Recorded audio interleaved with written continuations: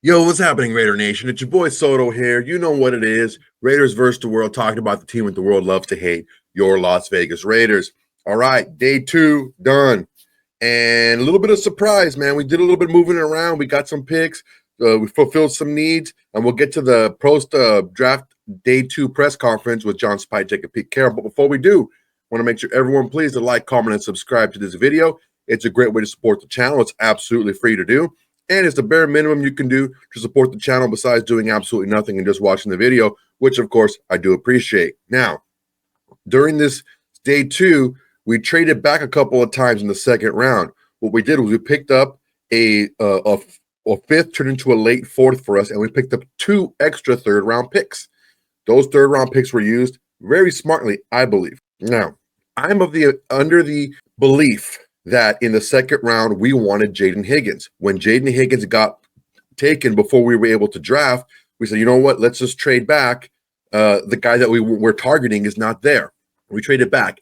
I think once it got closer to our selection, Will Johnson was the selection for us. Now, once Will Johnson went before we were able to select, we traded back again. We ended up getting Jack Besh from TCU in the second round. In the third round, we got Darian Porter from Iowa State. Then we ended up getting Caleb Rogers and Charles Grant, who were from Texas Tech, and William and Mary, respectively, offensive linemen, who are developmental but not too far away. They're right there on the cusp, ready to make a contribution. So we filled some holes. We got some players that are the right mindset for the players that Pete Carroll's looking for on his team. On the offensive side, wide receiver, good routes, great hands, solid, tough to bring down, good blocker for the run game. So that's part of the offensive side. On the defensive side, let me know if this sounds familiar. 6'3", 200, 33-inch arms, 4'3", 40 at the corner position. Yeah, that's like a Pete Carroll cookie cutout, right? So this is definitely a day that really hit a lot of needs, and it just so happens it just tended to line up with the placeholders were also good value picks at the time as well. So let's go ahead and take a look at this press conference, and we'll talk about it afterwards. How about the gambler over here, man? Huh? Jeez. First draft. How many trades can you make in one day? Unbelievable. Did you have an inkling that that was going to be how it played? You kind of touched on it a little bit yesterday, but did you have a feel like that was out there for you guys? Well, this happens a lot in day 2, I think. You know, people sit around all day and they see the board and they get anxious and maybe sometimes create urgency, and those picks can get hot. The interesting thing was it was pretty quiet till about, I don't know, till about while we were on the clock. Yeah. And then we had about 3 or 4 different offers that we had to kind of mill through. So big credit to David Kristoff and Kunal Singh and Mark Thews and everybody that supports on that. They ran the numbers great, and you know, we made the best deal that we thought for the Raiders. And you know, I think if you look at the value of the trade and what we got, we felt pretty good about that. So You ended up with, I think, 5 players out of the top 100.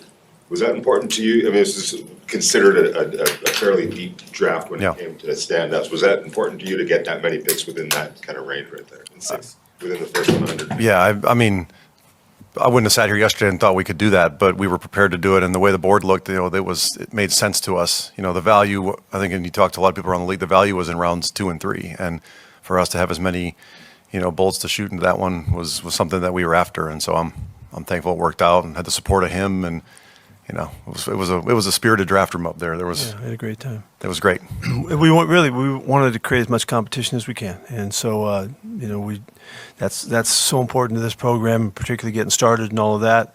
Our players that are here know that that's coming, and that's the central theme in the program. So I thought to add these guys to the roster on this first day, you know, first couple of days, fantastic. I think John did a great job. If you both could address this, please. I know you wanted competition, but you also got players who, even your skill offensive players, have the same mentality. They just play tough, physical. They want to attack people. Would you talk about that mentality that you're looking for in new Raiders, please? Yeah, we've talked a lot about it. We got guys that love football and want to compete and lay it on the line. I mean, you hear how much he talks about competing. I mean, and there's not going to be a place for you in this organization and in this team if you aren't willing to go out there and lay it on the line all the time. I mean, you'll get weeded out pretty quick. And so, I feel like as a personnel guy and with our scouts, we got to find the right kind of mentality to bring that to life. Otherwise, they're going to show up, and by mid-August, he's going to say, "Well, these guys they won't give me their all," and that'll be a big miss by us. So we're excited about the quality of the man that we added tonight.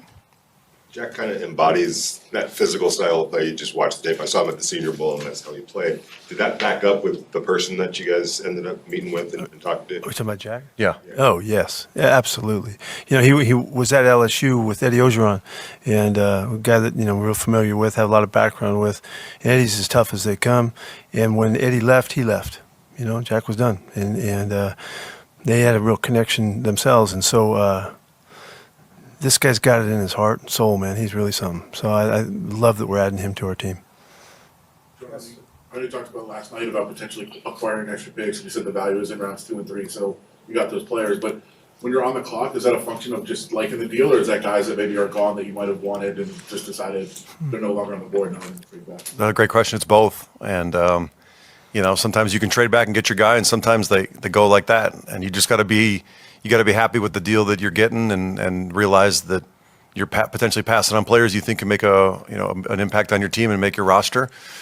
We've got a great system upstairs too, and I'm proud of the way that they've worked and the way we've all come together in a short period of time, and that made it really, easy is the wrong word, but it gave us some confidence that we were doing the right thing, and but we made some good deals because of it, I think.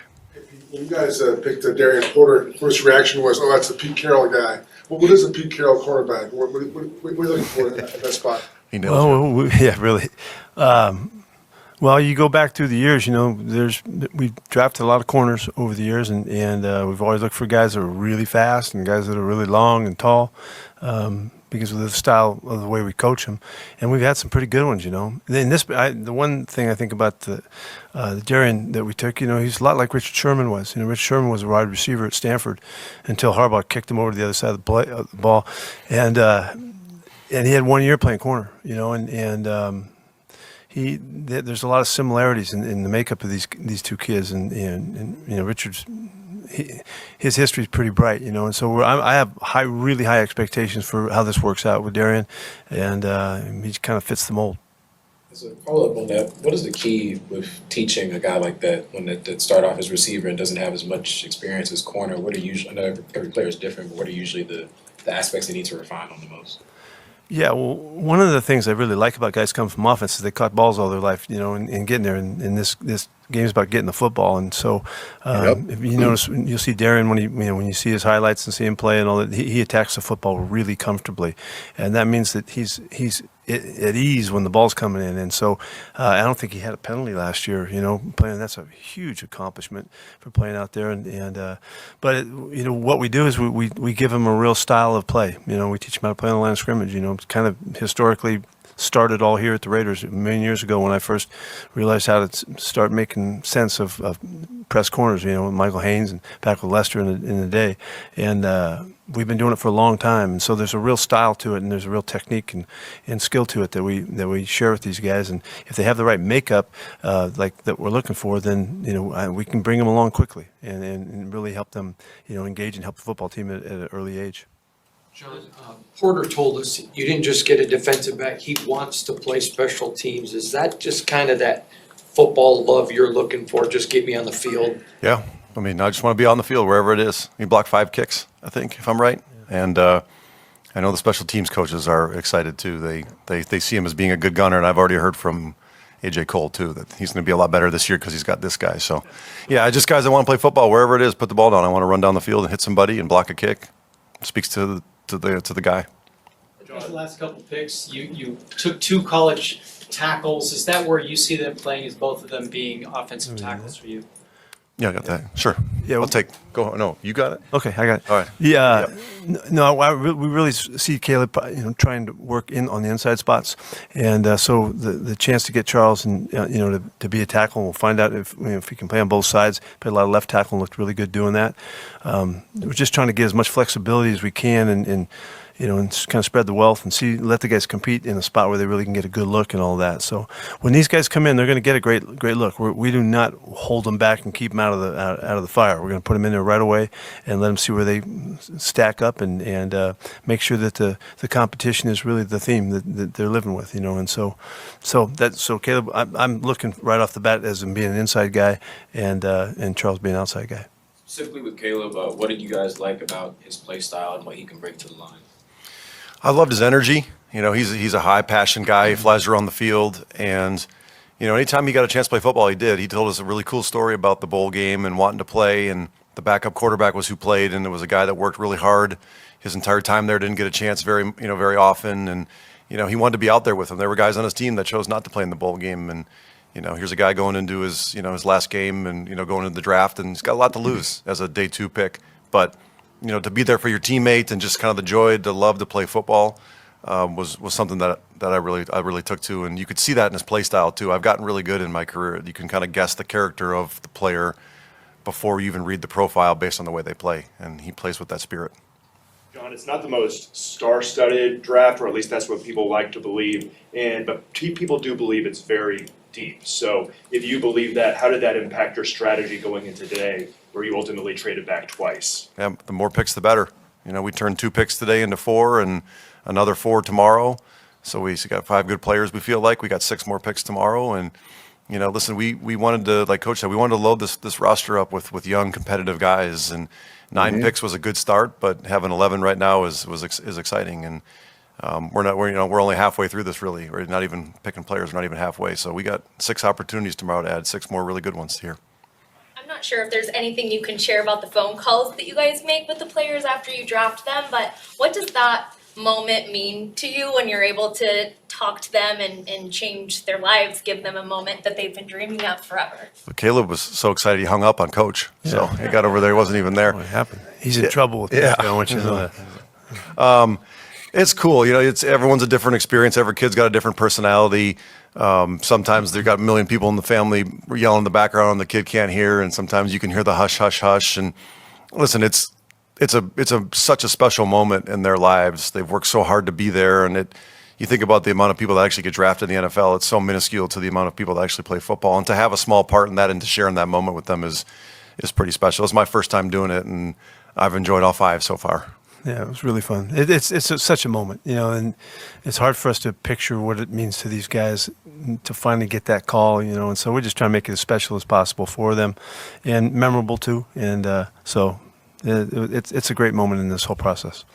Charles Grant is a guy that a lot of teams really liked. Were you a little bit surprised he was there at 99, John? Again, nothing surprises me in the draft, but I would say we're thankful that he was there. A chance to add a good athlete and a good person, can really move his feet, run into space. Chip is super fired up about getting him in there. He fits the scheme great. So, there was a great opportunity there. We took advantage of it. In your previous stops, nearly 20% of your draft picks on day 2 were offensive linemen. How excited were you to get these 2 guys that were so experienced with 4 years as starters? 20% of my picks have been offensive linemen? Oh, I didn't know that. That's a good stat. Listen, it's well documented. I love my linemen, and I would have felt pretty bad if we didn't come out of the first draft year with at least a couple of them. We would have been doing it wrong. So I'm glad the board fell the way it did, and there were some guys there that we could add to the program. Talk about Charles Grant being a good person. When it comes to not just him, but all of these draft picks, what are the qualities within each of these people that you feel like link them as to why you made them Raiders? You're looking at me, huh? Okay, that was a heavy-hitting question. Listen, there's a humility and an appreciation, I think, for every stop when I was with these guys. It wasn't like, I should be here, or an entitlement to it. It was grateful to have come on a top 30 visit. Grateful that we spent time with them at the combine. Grateful to even be at the combine. And to me, like the best players I've been around, I would describe them as humble superstars. Now, I'm not saying these guys are going to go on to be superstars, but there's a humility to them that I really appreciate, and a respect for the game and what they have out in front of them. That's really cool too. And it takes a special person, especially at a young age, to appreciate those things. And I think when you see these guys in the building and you get to interact with them, on every day, you'll see that as well. It's it's all gonna get determined on the field, but for Jack, what do you guys see him as? Like, what wide receiver spot would you see? Well, he's really versatile. He can do everything. He's played outside and played inside. He's been a possession guy at times. He's really a catch and run guy. He's really physical. He's tough as you get as a receiver.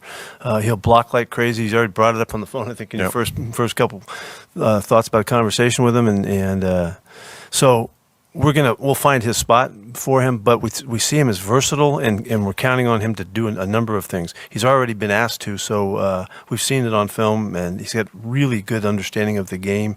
And he's about as fired up as a receiver can get, as far as being physical and crazy and wild, and wants to be on special teams and the whole thing. So we'll find it out, where the best fit is for him. But he's very, very much ready to do whatever we want. Every prospect is different, but is there a common theme between your first 5 draft picks together? Yeah, these guys are great competitors. That's what's really what we went in to find, and I think the whole process that we started with our scouts, and even though we picked them up midstream, we emphasized that from the beginning, that we want guys that really want to battle, and to the man. That's what we were able to find. And we're going to stick to that as best we can, because we know that that's the makeup of the club that we want, and we got to do it one guy at a time, and so that's what we're shooting for. John, when it comes to Charles Grant and you're looking at a player coming from a smaller school, what goes into that evaluation process of determining whether they can continue to elevate their game as they start playing against better competition? Well, you want to see him dominate. Control for alignment, control the man in front of him. He's such an easy athlete. I'm sorry you guys saw the highlights. He can move his feet. He can run into space. He can sink his hips. There's gonna be a big learning curve for him, like there is all these guys. But guys coming from the FCS level that are trying to get to the NFL level, it's a big jump. But again, there's a competitive stamina to him and appreciation for what's out in front of him that's going to help him a lot as he goes along with the athletic ability. And just enjoyed watching his tape. There's a great joy to watching him play football. John, with the understanding you still have more than half the draft to go, and I wouldn't ask you about a particular player that's still available. Have you considered quarterback at all when you've been on the clock in this draft? Sure, we continue to maintain that we're always considering every position, especially quarterback, and so far it hasn't fallen, our way with the evaluations that we had. But we'll continue to do that with these 6 picks going forward. All right, thank you. Thanks. See y'all tomorrow. All right, so a couple of these answers really brought home and really kind of solidified and shed a little bit more light onto these picks. They're looking for guys who are looking to compete. They want to load this roster with young competitive players. They're looking to turn over this roster. I've said this before. These guys want to turn over this roster, but not on 1 year. They want to turn over gradually, where in a couple of years, it's all young competitive players that are just like willing to just claw themselves up to the front. Now, a couple of things we need to look at here. These players that we have now are players that are versatile, they're athletic, they're physical, and they love to compete.